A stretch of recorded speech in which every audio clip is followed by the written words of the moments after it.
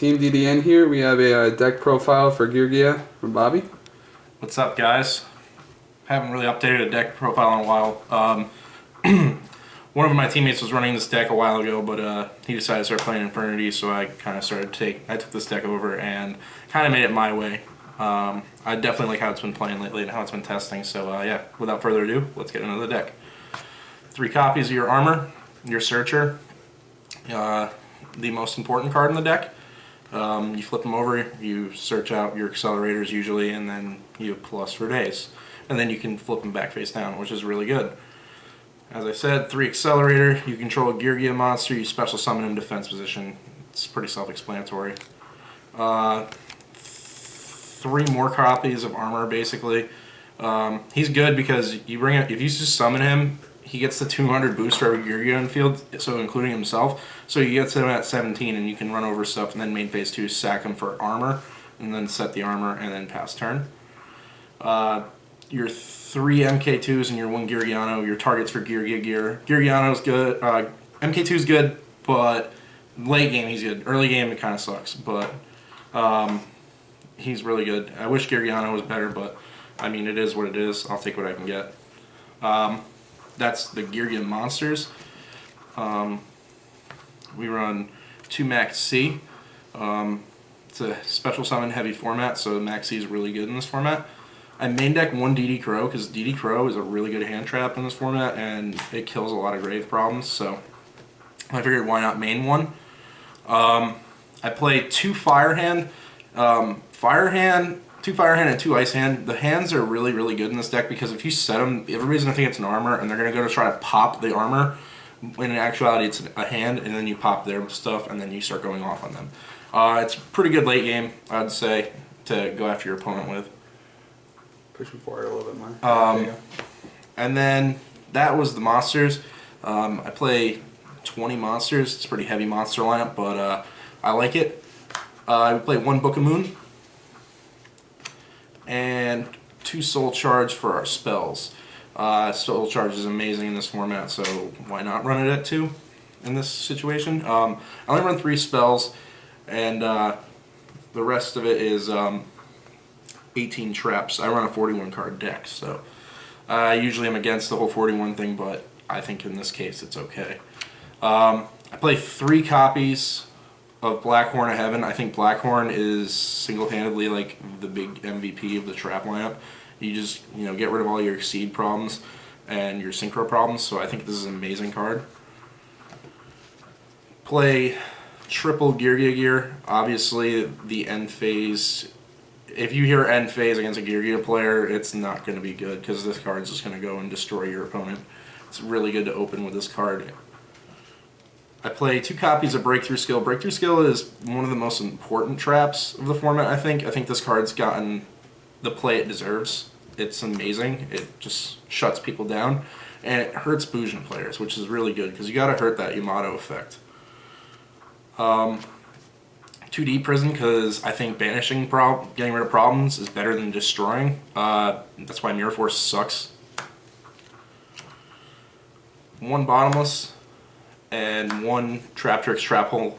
I think they're both really good cards. Trap Trick Trap Hole is just so good. I'm glad it's seeing the play it's seeing now. That's 1 Solemn Warning, of course. I like Warning, even with all the life points you can pay in this deck. I mean, it's still a good card.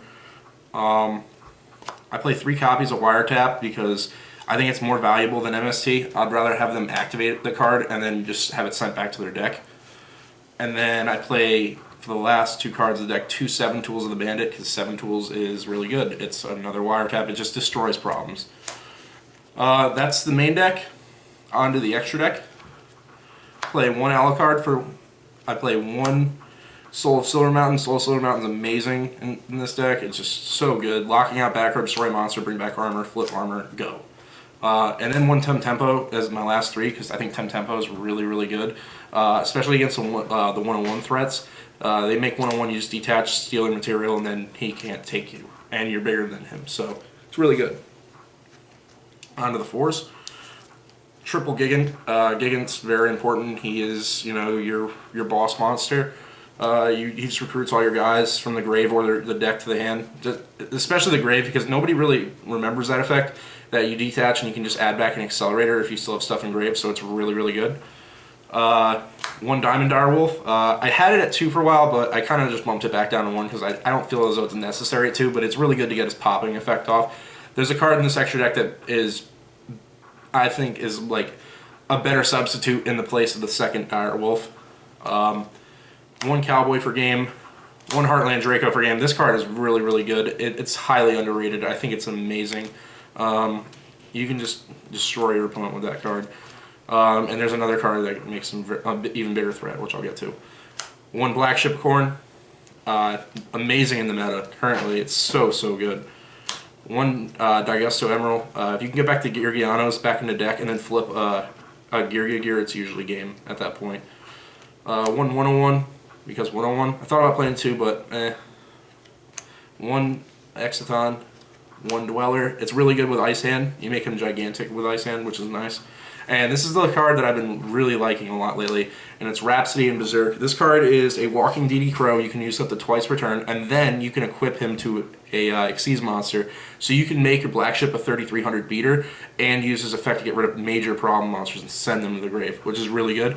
Or you can make your Heartland Draco really big, and then Heartland Draco effect, you can attack directly, which is really good for 32. So if you get your opponent within that range, it's over at that point. But yeah, that's the extra deck. On to the sideboard. The sideboard, I play 3 MST on the side because sometimes you run into problems, and this card will help you out of those situations. I play a lot. I play my Grave Hate right here. 1 D-Fissure, 1 Macro, and 1 Soul Drain. I think they're really, really good. I think it, kills a lot of your grave problems. Usually you're siding out your hands for these kind of cards if you're playing against an opponent who plays a grave heavy deck. So, I mean, these cards are just amazing. 2 Debunk, because Debunk's amazing. It's a great card. I think that it kills Fire Kings, so I really like it.